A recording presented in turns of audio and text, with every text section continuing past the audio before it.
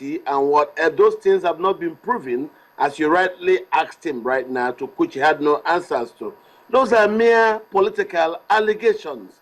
They have been overtaken by the statutes of limitations in regard to appeals. Now, we are talking about Nigeria. As I am standing here in your studio, I will not venture to go and vote if on the day of election there are no soldiers protecting the cities. As I'm talking to you, I'm talking from northern Nigeria in a war zone. My country is at war.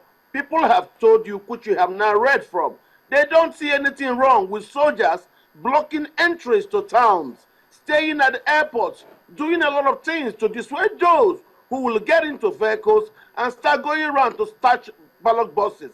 The APC is afraid of their own strategy of snatching of ballot buses not being allowed to gain expression if soldiers are there. Let soldiers stay. Soldiers who have never been part of elections, all they do is stay and man the gates to the cities.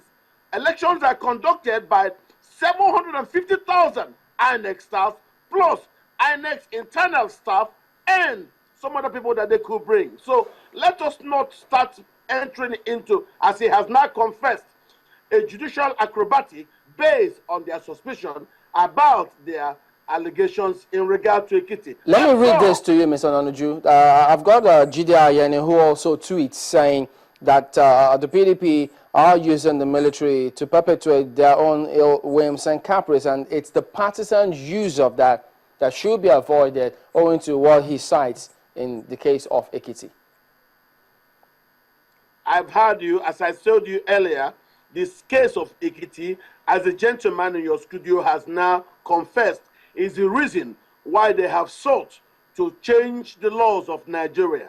I'm happy we all ended up in section 218. It says operational use, if it includes making them help on election day to sanitize and provide peaceful environment so Nigerians can go out without being threatened or intimidated by political talks. That is enough for us to secure. Then, most especially now that Nigeria is at war, not to deploy soldiers to provide peace. All right, briefly comment on this. Comment on this briefly. Ayo Johnson says deploying the military isn't an issue, but whether they can remain neutral while providing security for the election is the big question. Yes, the military were deployed in Edo State, and at the end of that election, Governor Shomole thanked the president for deploying the military. That without the military, people he didn't trust will have overpowered him. And what happened in that? We deployed the military in Ondo, we also had peaceful outcome. We deployed the military in Anambra, we had peace. Why all this acrobatic? Allow Nigeria to enjoy peace. Now we're doing something on Boko Haram, and as me and you know, our country is listed as being at war. So if we're at war, and people want to go to election, and people are not at peace with themselves, what is wrong in the president asking the military to make sure entries to cities are so guided that people don't come out? All right, let me bring in Honorable Agumbi. I mean, there are those who say, what is the hue and cry about deploying the military? First of all, we'll still have the judiciary. The country is the rule of law, not that of force. If anyone is aggrieved about the elections, you know where to go. And if you've got your evidence, why bother? Yes, the issue, nobody is canvassing this in any violent way. Electoral issues will come up, democratic issues will come up. One of those things is that from 2005 up to date, courts have been saying the use of military during election is not proper. The Constitution is saying that if you must get military to perform duties other than the ones stipulated in the Constitution, it must be with the act of the National Assembly. What people are saying is that why, the question Mr. Baniju has not answered, what is the role of the police? Where is the Nigerian police force? Are we saying Nigerian police force is not in existence, so cannot perform the duty of maintaining peace and order? Do you think that if we use the police force have always been deployed for the elections. Are you saying that if you leave out the military completely, given our current situation, it will be okay to conduct the elections?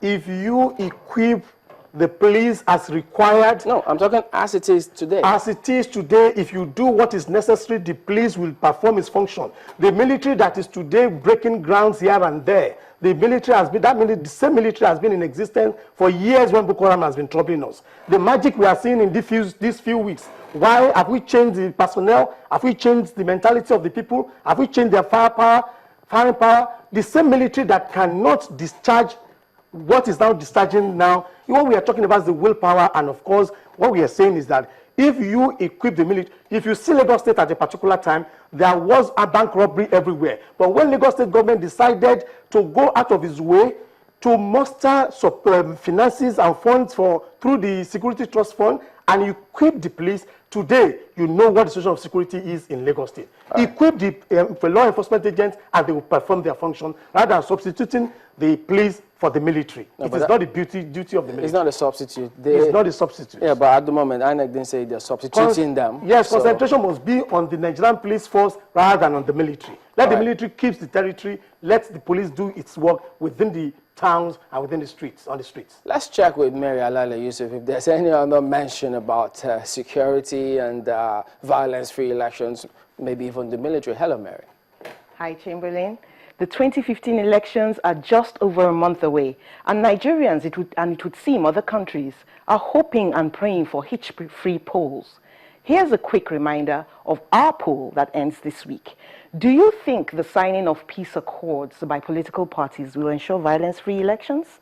The options are yes, no, and indifferent. To vote, go to channelstv.com, pick an option, and click vote. Many see the signing of peace accords as just a potent reminder of what really ought to be the norm in the conduct of elections in a mature democracy. They believe it should be followed up with corresponding action, and indeed Nigeria should serve as an example to other countries in Africa.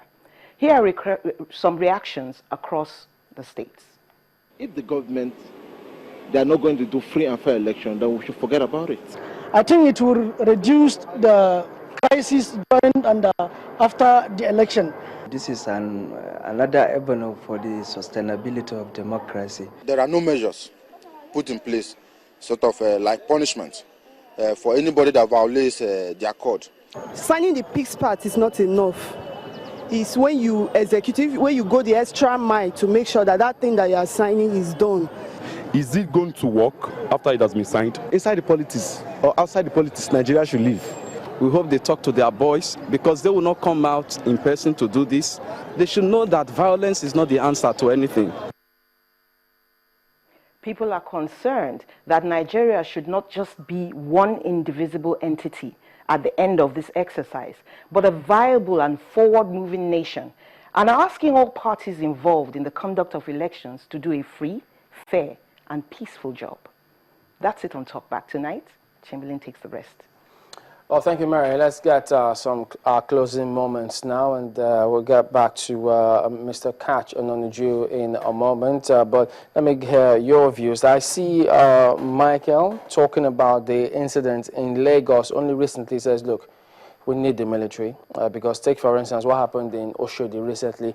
Was the police able to quell them? And then they also cite the incident in Okrika, saying, look, some of these things can really go out of hand. What do we do in that case? Leave it to the police still? My position is that the military should perform its function as required of it by the Constitution. The police should perform its function, equip all enforcement agents, and they will perform their various duties. Okay. Mr. Ononuju, yes, your closing thoughts now. If we equip the police force, he says, they're capable. Yes, until they become capable. Right now, they're not that capable. So in order to fill in the gaps, we use what we have to maintain peace and ensure a stronger, inclusive voting process where more people are able to participate in our democratic elections because they feel safe. You've had people on the street saying that the peace accord is signed because Nigerians believe there is the prevalence of violence in the air. And that's why we say, put out your best deterrence machines to deter these thugs. The thugs exist everywhere. And if the APC thinks that using thugs upon the environment is a strategy, no. The Nigerian military's presence will make sure those thugs do not work. All right. Thank you, Mr. Kach Onanuju, a member of the PDP, who joins us from our studios in Abuja. And here in the studio is Mr. Sinai Agunbiade, who is a member of the APC. Thank you for coming on today as well. Thank you very much. So there you go. That's the show today. We thank you all for watching and for sending in your comments. We'll see you tomorrow. Until then, on behalf of everybody else here today, I'm Chamberlain Uso. Good night.